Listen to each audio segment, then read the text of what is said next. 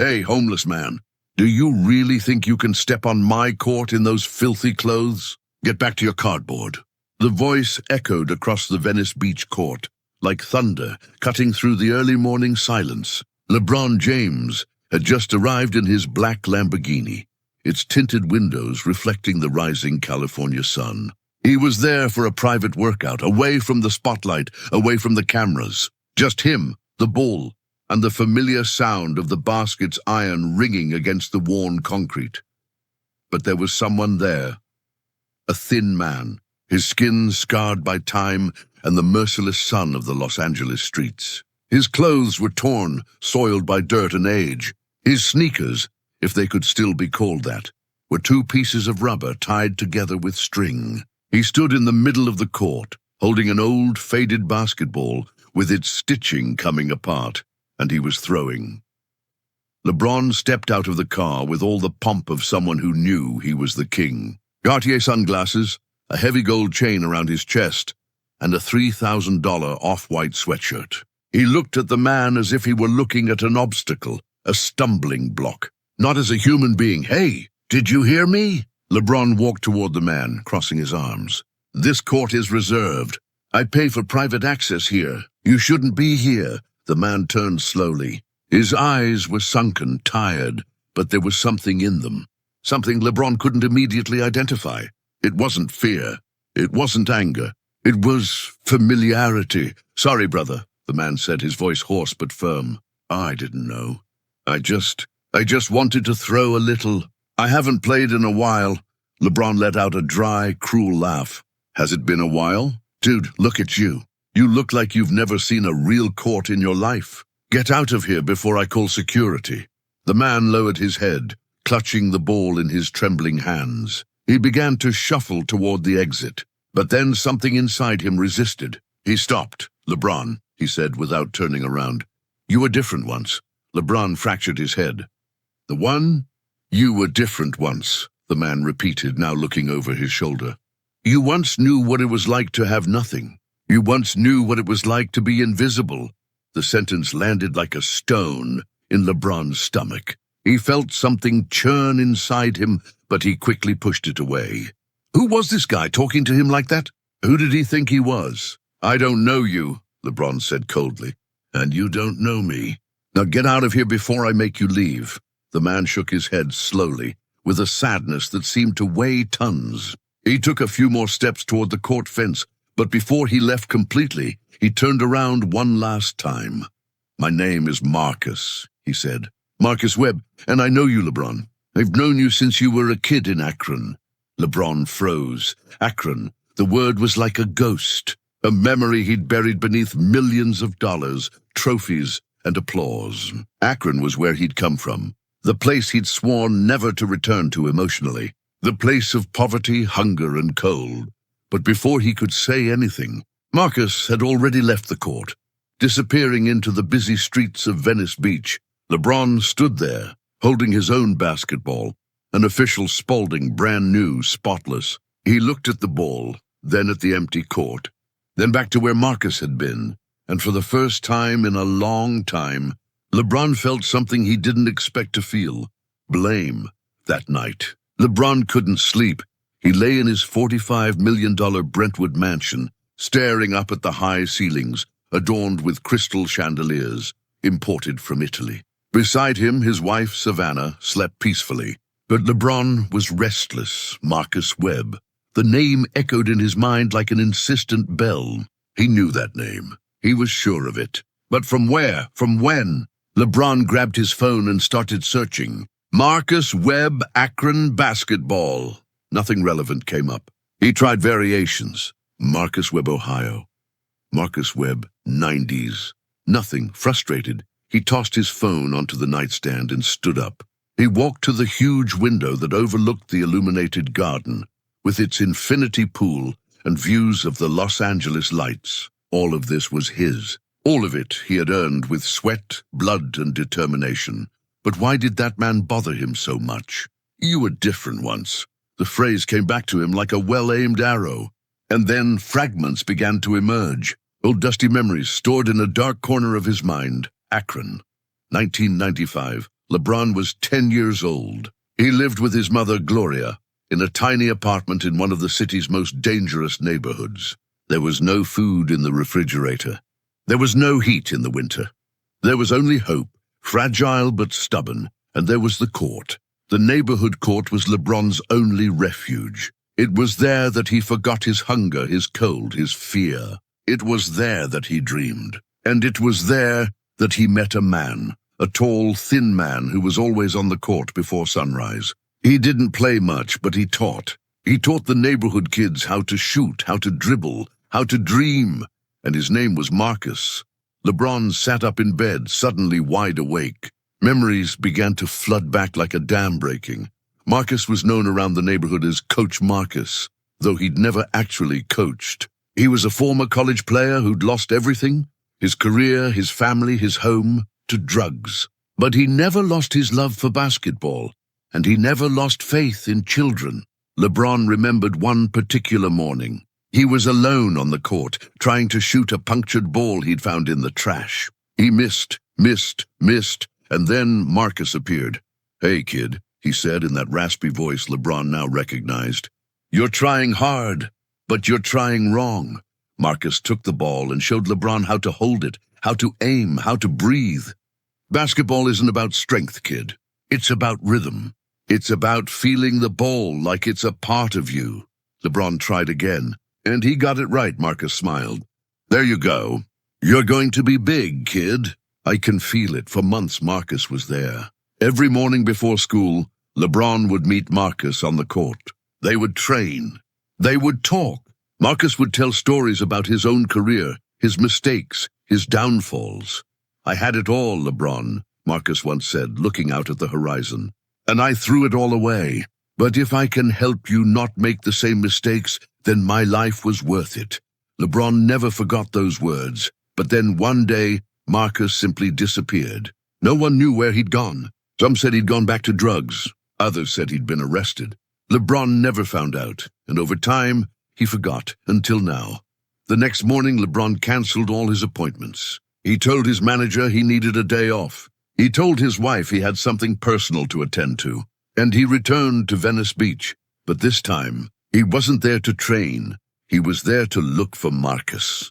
LeBron walked the busy beach streets, looking at every face, every shadow, every figure hunched on the sidewalks. Venice Beach was a haven for tourists, but it was also a refuge for the invisible, the homeless, the forgotten, those society had left behind. He passed food stalls, street performers, skateboarders, and tourists taking selfies. But no Marcus. Then he listened, the sound of a ball hitting concrete.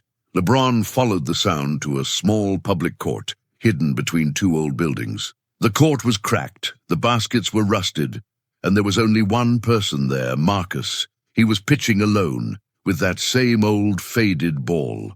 His movements were slow, tired, but there was still grace in them. There was still muscle memory.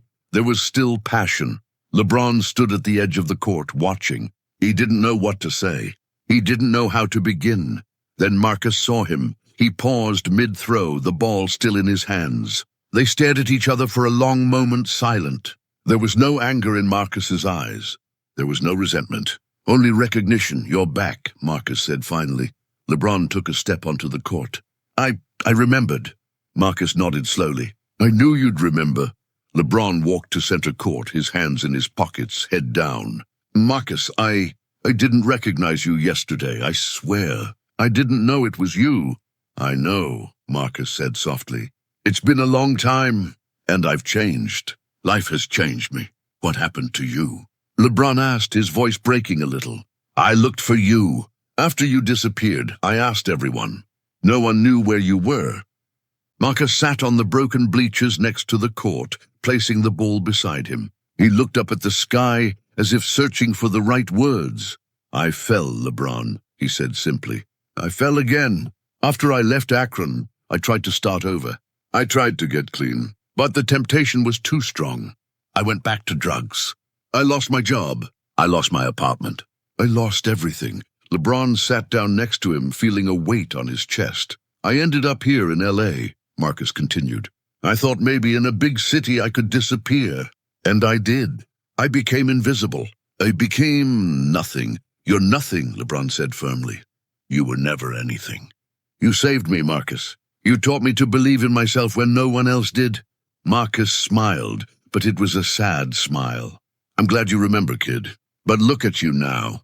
You're the king. You're everything I dreamed you would be. And I'm just an old man on the streets. No, Lebron said, his voice now firm, resolute. No, you're not staying here. I won't let you. Marcus looked at him, surprised. Lebron, you can't. I can, Lebron interrupted. And I will. You gave me a chance when I had nothing. Now it's my turn to give you a chance. In the days that followed, Lebron set in motion something he never imagined he would do. He wasn't just helping Marcus financially. He was bringing Marcus back to life. First, he took Marcus to a private rehabilitation center, one of the best in the country. There, Marcus began an intensive recovery program, not just from drugs, but from pain, trauma, and loss of identity. Lebron visited whenever he could. Sometimes they just sat in silence. Other times they talked for hours. Marcus told stories about his youth, about his broken dreams. Lebron talked about the pressure of being the chosen one, about the weight of carrying the entire world's expectations. You know what's funny? Marcus said one day, sitting on a bench in the rehab center's garden. I always thought my biggest downfall was losing basketball, but it wasn't. My biggest downfall was losing myself. Lebron listened, absorbing every word. I defined my life by what I could do on the court, Marcus continued. And when I couldn't do that anymore, I thought I was worthless. I thought I was nothing. What now? Lebron asked. Marcus looked at him, and for the first time in a long time, there was light in his eyes. Now I'm learning that I'm more than basketball. I'm more than my falls. I'm more than my mistakes. Lebron felt a lump in his throat. He was learning the same lesson. Weeks passed. Marcus was making progress. He was clean. He was healthy. He was smiling again. And then Lebron had an idea. He invited Marcus to watch a Lakers game, not as a fan, but as a special guest. Lebron reserved a front row seat right next to the court. On game night, Marcus arrived at Staples Center wearing new clothes. Nothing fancy, but decent. He was nervous, his hands shaking slightly as he walked through the arena's brightly lit corridors. As he sat down, he looked around in wonder. The lights, the crowd, the energy, it all felt like a distant dream he'd forgotten. And then Lebron entered the court. Marcus saw the man he had known as a skinny, scared kid from Akron, now a giant, an icon, a legend. Tears began to stream down his face, silently. Throughout the game, Lebron played like never before. He wasn't just playing to win. He was playing for Marcus. Every shot, every assist, every save, everything was a love letter, a tribute, a way of saying thank you. And at the end of the game, when the final whistle blew and the Lakers won, Lebron didn't run to celebrate with his teammates. He ran straight to Marcus. He hugged him, there in front of 20,000 people, and the crowd, not knowing who that man was, applauded. But Marcus's journey was just beginning, and Lebron knew that a hug and a game wouldn't solve decades of pain and struggle. Then he did something else. Lebron offered Marcus a job, not a token job, not a position just to make him feel better. A real job with purpose, with meaning. Marcus would become an assistant basketball coach at an academy Lebron had founded in Akron, the I Promise School. The school was dedicated to at-risk kids like Lebron had been, kids who needed a chance, and Marcus would be that chance. At first, Marcus was hesitant. Lebron, I don't know if I'm the right person for this. I'm not a real coach. I don't have any certifications. You've got something better than certificates, Lebron interrupted. You've got experience. You've got history. You've got scars. And these kids need to see that it's possible to fall and get back up. Marcus accepted. He returned to Akron for the first time in 20 years. The city had changed, but the streets still held a memory of the past. He walked through the neighborhoods where he had grown up, where he had fallen, where he had disappeared. And now he was back, not as a ghost, but as redemption. At I Promise School, Marcus was welcomed with open arms. The children looked at him curiously. Who was this older man with kind eyes and a husky voice who spoke about basketball as if it were poetry? On the first day, Marcus gathered the kids on the court. He held a basketball, a new, clean one, but he looked at it as if it were the old, faded one he carried on Venice Beach. "Do you know why I love basketball?" Marcus asked. The children shook their heads. "Because basketball taught me that no matter how many times you miss a shot, you can always try again." Always. He shot the ball. It hit the rim of the basket and fell out. The children laughed nervously. Marcus smiled. "See, I messed up, but I'll try again." He picked up the ball and shot again. This time, it went in cleanly, the sound of the net whispering like a prayer. The children applauded. "Basketball isn't about being perfect," Marcus said, looking each child in the eye. "It's about not giving up. It's about getting up, even when the whole world tells you to stay down." Over the next few months, Marcus became more than a coach. He became a mentor, a guide, a beacon of hope. He knew each child by name. He knew their stories, their fears, their dreams, and he was there every day before the sun came up. Just like he had done for Lebron decades ago, one of the children, a 12-year-old boy named Jamal, was especially troubled. He fought at school, skipped classes, and was always angry. No one could reach him except Marcus. One day after practice, Marcus sat next to Jamal in the stands. "Why are you so mad, boy?" Marcus asked gently. Jamal didn't answer, he just looked at the ground. "I was like you once," Marcus said. "I was angry too. Angry at the world, angry at myself. But do you know what that anger did? It destroyed me." Jamal looked at Marcus, surprised. "I lost everything because of anger and the bad choices I made," Marcus continued. "But you know what saved me? People who didn't give up on me. And I won't give up on you." Jamal began to cry. Big, silent tears from a boy who was tired of carrying a weight that shouldn't be his. Marcus hugged him. And in that hug, Jamal found something he hadn't had in a long time: security. While Marcus flourished in Akron, Lebron continued his NBA career. But something had changed in him. He no longer played just for trophies, for records, for glory. He played with purpose. In every interview, he talked about the importance of giving back, of remembering where you came from, of never forgetting the people who helped you get to where you are. And in one particular interview, after a crucial playoff win, a reporter asked, "LeBron, what motivates you right now at this stage of your career?" LeBron paused, thinking. Then he smiled. "There's a man in Akron," he said. "His name is Marcus. He taught me how to shoot when I was 10. He taught me that basketball isn't about how much you win or how many championships you win. It's about the impact you have on people." He looked directly into the camera. "Marcus, if you're watching, and I know you are, thank you. Thank you for never giving up on me, even when I almost gave up on you." In Akron, Marcus was watching the game with the kids at school. When he heard LeBron's words, he couldn't hold back the tears. The children applauded, not fully understanding, but feeling that something important had happened. Jamal, the boy Marcus had hugged weeks ago, approached him. "Coach Marcus," Jamal said shyly. "You're a hero." Marcus shook his head, smiling through his tears. "No, kid, I'm no hero. I'm just a man who fell down and got back up. And if I can do it, so can you." But Marcus and LeBron's story wasn't over yet. There was one last chapter, one last challenge, one last lesson. It was the end of the NBA season, and the Lakers were in the championship game. LeBron was playing the best basketball of his life, but the pressure was immense. The media criticized him, saying he was too old, too slow, that his time had passed. And for the first time in his career, LeBron began to doubt. He called Marcus the night before the deciding game. "I don't know if I can do it," LeBron said, his voice weak, vulnerable. "I'm tired, Marcus. I'm tired of the pressure, the expectations. I just want peace." Marcus listened in silence. Then he said something that changed everything. "LeBron, do you remember what I told you when you were a kid?"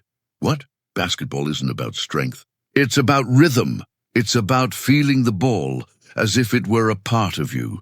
LeBron closed his eyes, remembering. "But there's one more thing I didn't tell you," Marcus continued. "Basketball is also about wisdom. It's about knowing when to fight and when to let go. And LeBron, you've already proven everything you needed to prove. Now play for the love of it. Play because you love the game, not because you need to prove anything to anyone. LeBron took a deep breath. Thank you, Marcus. Always, kid, always. On the night of the final game, LeBron entered the court differently.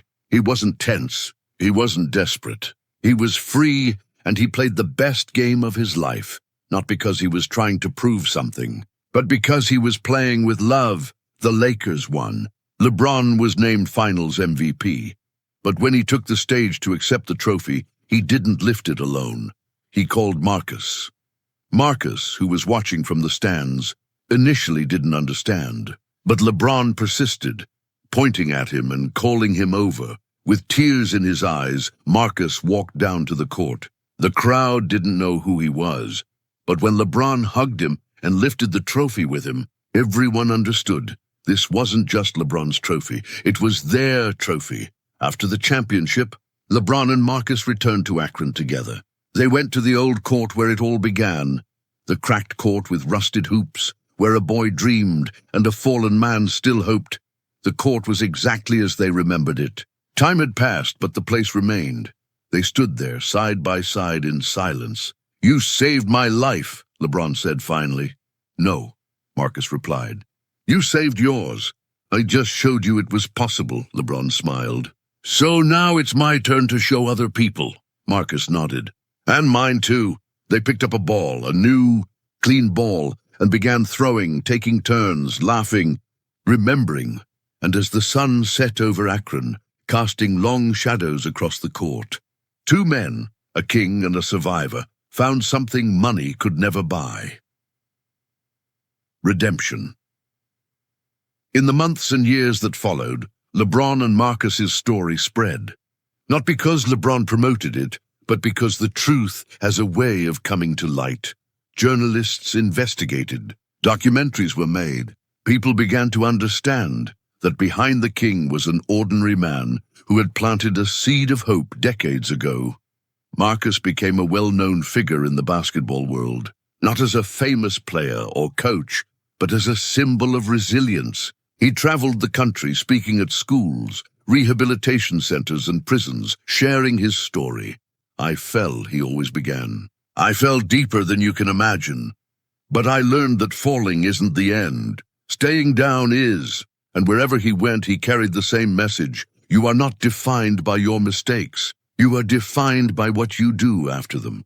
The children at I Promise School grew up under Marcus's guidance. Jamal, the brave boy Marcus had embraced, became one of the school's top students. He earned a college basketball scholarship and often credited Marcus as the reason he didn't give up. "He showed me I was worth something," Jamal said in an interview years later. "When the whole world saw me as a problem, he saw me as a promise." LeBron continued his career, but now with a new perspective. He didn't measure his success solely by championships or statistics. He measured it by the number of lives he touched, and the life he touched most deeply was Marcus's. In a final interview, years after that encounter on Venice Beach, a reporter asked LeBron, "If you could go back in time, would you change anything about how you treated Marcus that day?" LeBron thought for a long moment. "Yes, I would change everything. I treated him like he was invisible, like he didn't matter. And that was the biggest lesson I learned. Everyone matters. Every person you meet is fighting a battle you don't know about. And how you treat those people defines who you truly are." He paused, looking directly into the camera. "I was the king. I had everything. But that day I was poor. And Marcus, who had nothing, was rich, because he had something I had lost: humanity." 10 years after that meeting in Venice Beach, LeBron and Marcus met again on the same court where it all began in Akron. They were both older now. LeBron had retired from professional basketball. Marcus continued to coach at I Promise School, but now, as the director of the basketball program, they walked to the center of the court, each holding a ball. "Do you remember the first thing I taught you?" Marcus asked, smiling. LeBron laughed. "You told me basketball isn't about strength. It's about pace. And what else? Feel the ball as if it were a part of you. Marcus nodded. And you learned. You learned so well that you became the greatest of all time. Lebron shook his head. No, I became who I needed to be. And you taught me that. They shot together, their balls flying through the air in perfect synchronization, entering the baskets at the same time with a satisfying thud. The sound of the nets humming echoed across the empty court, like a whisper of approval from the universe. Lebron and Marcus looked at each other and smiled, the kind of smile that carries years of pain, growth, and gratitude. You know what's funny? Lebron said, picking up his ball and twirling it between his hands. When I was a kid, I thought success was getting out of here. It was having money, fame, respect. It was never going back to Akron. He looked around the cracked court, the marks of time visible in every inch of the worn concrete. But now I understand, he continued. Success isn't leaving where you came from. It's going back and bringing others with you. Marcus put his hand on Lebron's shoulder. You were always special, kid, but not because you were talented. You were special because you had a big heart. I saw that in you when you were 10. You shared your only granola bar with other kids. You helped the younger ones tie their shoes. You had nothing, but you gave everything. Lebron felt a lump in his throat. He'd forgotten those details. Memory is strange like that. It preserves the great victories, but sometimes forgets the small gestures of humanity that define us. I lost that for a while, Lebron admitted, his voice low. When I got rich, when I got famous, I lost that kid. I became someone I didn't recognize, someone who humiliated people on the street, someone who forgot where I came from. But you came back, Marcus said firmly. You remembered. And that's the difference between good people who make mistakes and people who get lost in their mistakes. Good people come back. Good people learn. They sat in the stands. The same rotting wooden stands where Marcus used to sit and watch the kids play decades ago. I have to tell you something, Marcus said, looking up at the darkening sky. That day in Venice Beach when you sent me away, I wasn't mad. Lebron looked at him surprised. What do you mean? I was sad, Marcus explained. But I wasn't mad, because I understood you. I saw in you what I saw in myself when I was at the top. That arrogance, that certainty that you were better than others. And I knew that eventually life would teach you the same lesson it taught me. What lesson? Marcus turned to Lebron, his eyes deep and wise. That we are all the same. King or pauper, rich or poor, famous or invisible. In the end, we are all just human beings trying to survive, trying to find meaning, trying to be loved.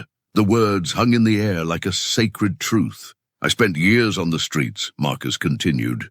And you know what I learned? I learned that the richest people I knew didn't have money. They had compassion. They had time. They had humanity. There was a guy, a homeless man like me, who shared his last coin to buy coffee for another homeless man who was cold. There was a woman who always greeted me by name, even when the rest of the world pretended I didn't exist. He paused, wiping away a tear that had escaped. These people saved me, Lebron. Not with money, not with solutions, but they saved me because they saw me. They reminded me that I was still human. Lebron felt his heart sink. And I didn't see you. That day I looked right at you and didn't see you, but you saw me later, Marcus said, smiling. You came back. You remembered. And you did more than see me. You rescued me. No, Lebron said, shaking his head firmly. You rescued me. Again. As night fell over Akron, the court lights automatically came on. A system Lebron had installed years ago so kids could play safely even after dark. The yellowish light bathed the court, creating long, dancing shadows. It was as if time had stopped, suspending that moment between past and present. I want to show you something, Lebron said, standing up. He walked to the three-point line, the same spot where he used to practice as a kid. He pointed to a mark in the concrete, a small, star-shaped crack. Do you see this? He asked. Marcus stepped closer, examining the mark. I see. I did this when I was 12, Lebron explained. I was so frustrated because I couldn't make my shots. I took the ball and slammed it down on the floor, right here. And it cracked. He laughed sadly. I thought I destroyed the court. I was so scared I ran home and didn't come back for a week. I remember, Marcus said, surprising Lebron. You stayed hidden. And I stayed here every day, waiting for you to come back. Lebron looked at him, moved. You waited for me? Every day, Marcus confirmed. Because I knew you'd come back. Because I knew you weren't the kind of boy who gives up. And when I came back, Lebron recalled, memories flooding his mind. You didn't say anything about me running away. You just gave me the ball and said, let's practice. Marcus nodded. Because everyone makes mistakes, Lebron. Everyone breaks something eventually. It's not the mistake that matters. It's what you do afterward. Lebron looked at the crack in the ground, that small, imperfect star he'd created decades ago. And suddenly he understood something profound. That crack, he said, his voice trembling. It's not a destruction. It's a mark. It's a reminder that I was here, that I fought, that I fell and got up. Exactly, Marcus said.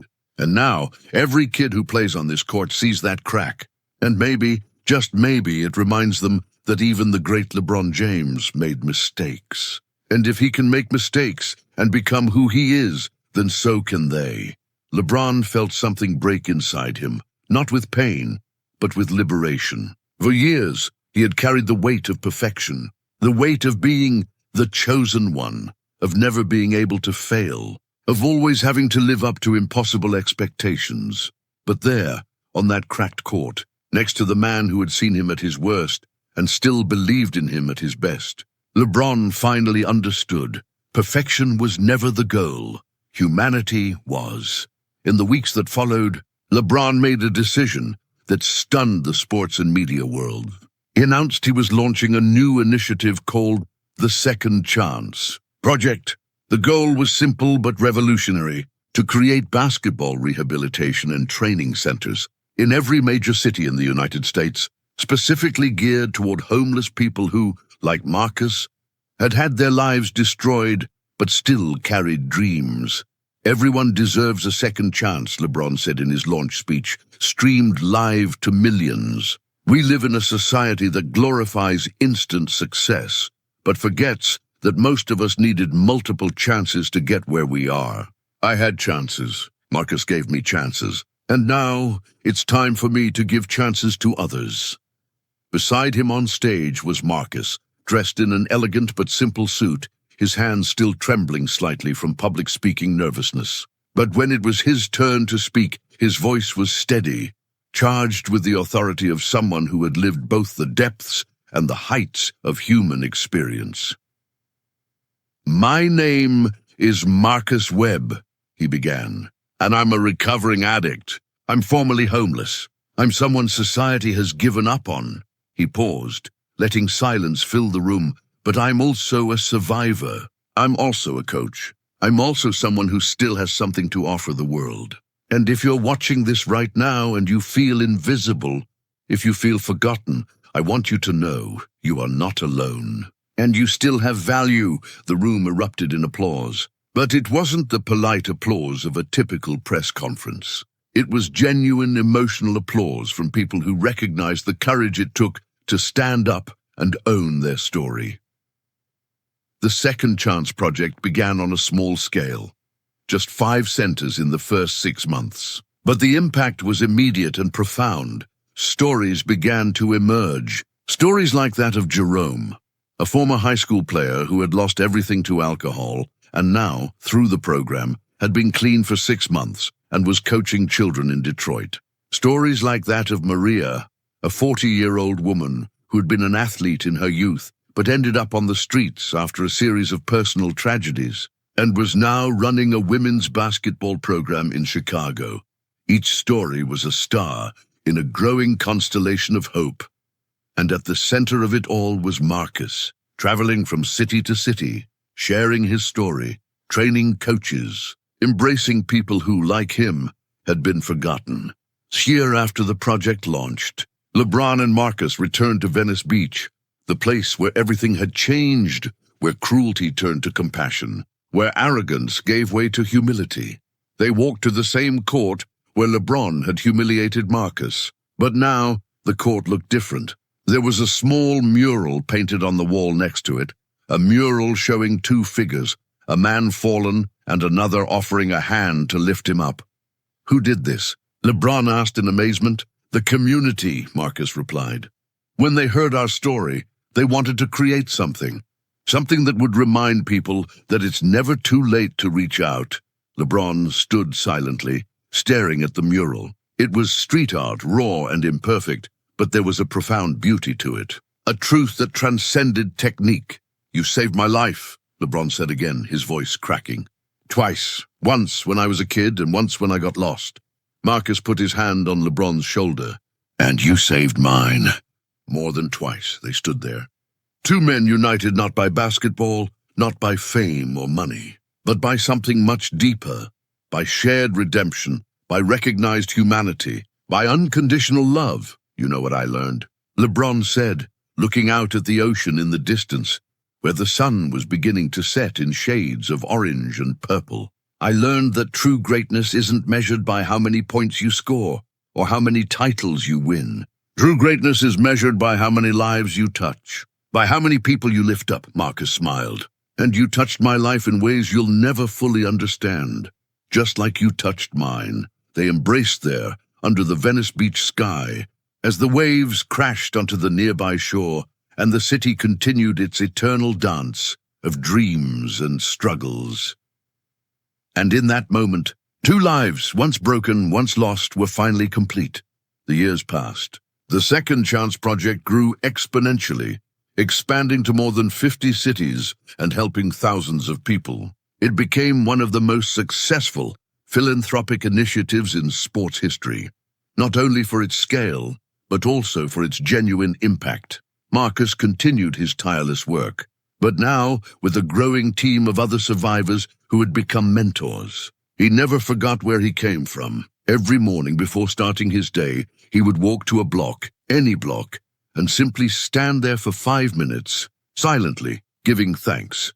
Lebron, now fully retired from professional basketball, devoted most of his time to philanthropy. He was still a massive public figure, but his presence had changed. Gone was the youthful arrogance, the need to prove himself.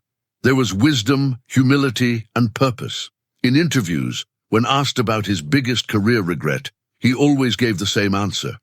Not recognizing Marcus right away, letting success blind me to humanity. And when asked about his greatest victory, he also had a consistent answer. Reuniting with Marcus, learning that it's never too late to do what's right. One day, 5 years after that initial encounter on Venice Beach, Marcus received a devastating diagnosis: advanced stage lung cancer. Years of living on the streets, smoking, and neglecting his health had taken their toll. The doctors gave him 6 months. When Lebron found out, he felt the ground disappear beneath his feet. It wasn't fair. Marcus had just found his life again. He was doing so much good in the world. Why now? But when Lebron visited Marcus in the hospital, expecting to find despair, he found something completely different. Peace. I'm at peace, Lebron, Marcus said, lying in the hospital bed, thin but smiling. I've lived more than I deserved. I've done more than I dreamed.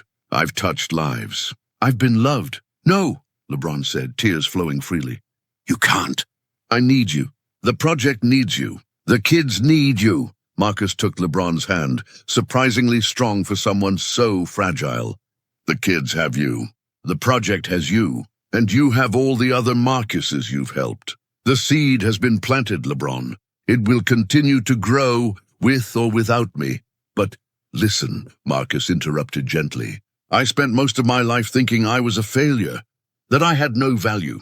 But you showed me that every life has meaning, that every person can make a difference. And now I'm leaving knowing I made a difference. How many people can say that? Lebron couldn't respond. He just cried, holding the hand of the man who had saved his life more than once. Marcus lived not 6 months, but 9. He fought with every ounce of strength he had, not for himself, but because he wanted to see another I Promise school graduate, another Second Chance Project Center open, another life transformed. And he saw all of this. Jamal, The brave boy Marcus had embraced years ago was now in college on a full scholarship. He visited Marcus in the hospital a week before he passed away. "Coach," Jamal said, sitting beside the bed, "I want you to know that I'm going to be a coach.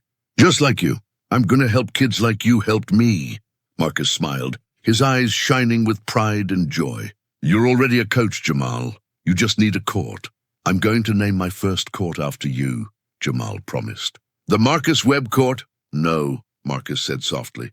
"Don't do that. Call it the Second Chance Court, because it's not about me. It's about the message. It's about reminding people that there is always hope." Jamal nodded, tears streaming down his young face. During Marcus's last week, Lebron never left his side. He canceled everything, ignored all calls, and just stayed there. They talked. They laughed. They remembered. They cried. "Are you scared?" Lebron asked one night, holding Marcus's hand in the dim light of the hospital room. Marcus thought for a moment. "No, I'm curious. I've spent so much time surviving that I forgot to think about what comes next. But now, I'm curious. I'm going to miss you," Lebron said, his voice breaking. "No," Marcus said, squeezing Lebron's hand with what little strength he had left. "Don't miss me. Celebrate that we had this time. Celebrate that we found each other. Celebrate that we learned. This is a gift, Lebron. Not goodbye."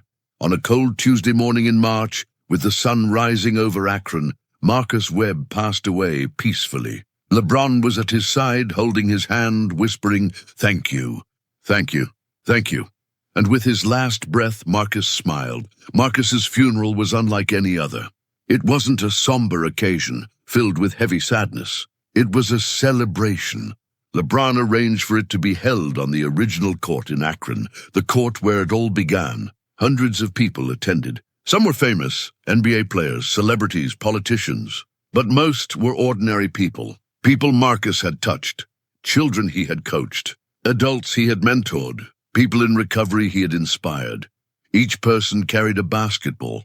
Lebron spoke, his voice echoing across the open court under the bright blue sky. "Marcus Webb wasn't perfect," he began. "He fell, he failed, he lost himself. But he also got up, he also found himself, and in the process he helped hundreds, thousands of others do the same."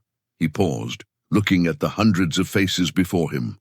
"Marcus taught me that greatness isn't about never falling. Greatness is getting up every time you fall. Greatness is reaching out to someone who's fallen, even when you're struggling yourself. Greatness is believing that every person has value, no matter where they are in life." Lebron picked up a basketball, the same old, faded basketball Marcus had carried on Venice Beach, the one Lebron had kept as a relic. Marcus asked that when he left, we not cry. He asked that we play. Because basketball, to him, was life. It was hope. It was love. And then Lebron shot. The ball flew through the air, spinning perfectly, and went into the basket with that satisfying net sound. And then, one by one, all of the hundreds of people present threw their balls. The sound was deafening. Balls hitting concrete, balls going into baskets, balls ricocheting off the rims. It was chaotic. It was beautiful. It was a symphony of hope. And in the midst of it all, Lebron closed his eyes and could have sworn he heard Marcus's voice, that husky, gentle voice. "There you go, kid. You've always been great. Now you just need to remember that." 10 years after Marcus's death, the Second Chance Project had become a global movement. There were centers in over 20 countries. Tens of thousands of people had been helped. Lives had been saved literally in Akron. The I Promise School had become one of the most successful schools in the country, not just academically, but in developing well-rounded, compassionate, resilient human beings. And in Venice Beach, the court where Lebron had humiliated Marcus became a shrine. The mural grew, expanded, and became an ongoing community art piece. People from all over the world visited, not to take selfies, but to reflect, to remember, to commit to being better. The star-shaped crack in the Akron court was still there, now protected by a small piece of glass, with a sign that read, "Everyone breaks something. What matters is what you build afterward." Lebron, now with gray hair, still visited that court every week. He still shot. He still remembered. He still learned. And every time he threw, he whispered the same words Marcus had taught him decades ago. It's not about strength. It's about rhythm. It's about feeling the ball as if it were a part of you. But now he added something new. It's about remembering that every person is a part of you. Every life touches yours. Every encounter is a chance to choose, to be cruel or to be kind, to be blind or to be compassionate, to be king or to be human. And in that sacred silence of an empty court at dawn, with the sun rising over Akron, Lebron made his choice every day. He chose again, human being. This story isn't just about basketball. It's about how success can blind us to our own humanity. It's about how people who seem to have nothing can actually have everything. It's about how it's never too late to do what's right, to acknowledge our mistakes, to reach out. LeBron James was the king. He had everything money could buy. But that day in Venice Beach, when he humiliated a homeless man, he was poor in spirit.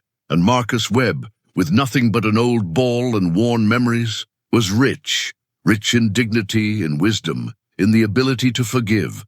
True victory didn't happen when LeBron won championships. It happened when he learned that every human being deserves to be seen, deserves to be respected, deserves a second chance.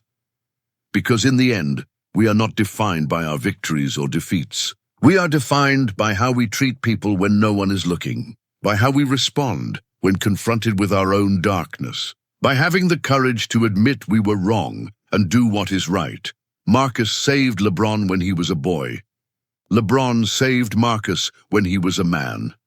But the deeper truth is this: they saved each other. And in doing so, they taught us that redemption is always possible, that compassion is always a choice, and that true greatness lies not in never falling, but in always rising, and in helping others do the same. There's always a second chance. There's always hope. There's always basketball.